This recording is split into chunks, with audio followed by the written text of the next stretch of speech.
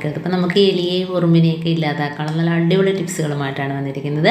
അപ്പോൾ അതിനായിട്ട് ഞാൻ ഫസ്റ്റ് എടുത്തിരിക്കുന്നത് സിമൻ്റ് ആണ് കേട്ടോ. അപ്പോൾ സിമൻ്റ് ഇല്ല എങ്കിൽ വൈറ്റ് സിമൻറ്റ് വേണമെങ്കിലും എടുക്കാം. അപ്പം എനിക്ക് ഒട്ടും ഇഷ്ടമില്ലാത്ത സാധനമാണ് ഇത്.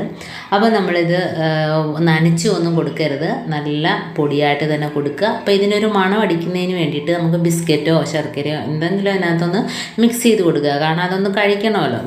സിമൻറ്റ് മാത്രം വെച്ച് കൊടുത്താൽ അത് കഴിക്കില്ല. അപ്പോൾ ഇതും കൂടെ ഒന്ന് കലർത്തി വെച്ച് കൊടുക്കുമ്പോഴത്തേനും അത് കഴിച്ചോളും. കാരണം സിമൻറ്റ് പൊടി അറിയാലോ, അത് നക്കി കഴിക്കുമ്പോഴത്തേനും അതിൻ്റെ എണ്ണക്കെല്ലാം അതിൻ്റെ ഭാഗത്തൊക്കെ ഒട്ടിപ്പിടിക്കും. അതേപോലെ തന്നെ വൈറ്റ് സിമൻ്റ് ആണെങ്കിലും അങ്ങനെ തന്നെ അതിൻ്റെ വയറെല്ലാം കംപ്ലൈൻ്റ് ആകും. അപ്പം ഇത് കഴിച്ചിട്ട് ഇവിടെ വിട്ടങ്ങ് പൊയ്ക്കോളും, പിന്നെ തിരിച്ച് വരില്ല, കാരണം അത് ചത്തുപോകും.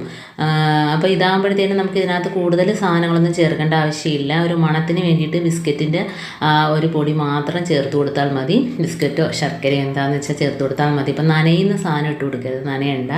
അപ്പോൾ അത് കട്ട പിടിച്ച് കഴിഞ്ഞാൽ കഴിക്കാൻ പാടായിരിക്കും. ഇത് പൊടിയായിട്ട് തന്നെ വെച്ച് കൊടുക്കുക, അത് നക്കി കഴിച്ചോളും. കഴിക്കുമ്പോൾ തന്നെ അതിൻ്റെ എണ്ണാക്കെല്ലാം പ്രശ്നമാകും കേട്ടോ, വായിക്കാതെല്ലാം പ്രശ്നമാകും, ഒട്ടിപ്പിടിക്കും.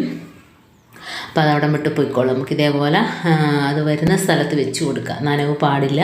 അങ്ങനെ ഇതേപോലെ ഒന്ന് വെച്ച് കൊടുക്കുക കേട്ടോ. അത് വന്ന് കഴിച്ചിട്ട് ചത്തോളും.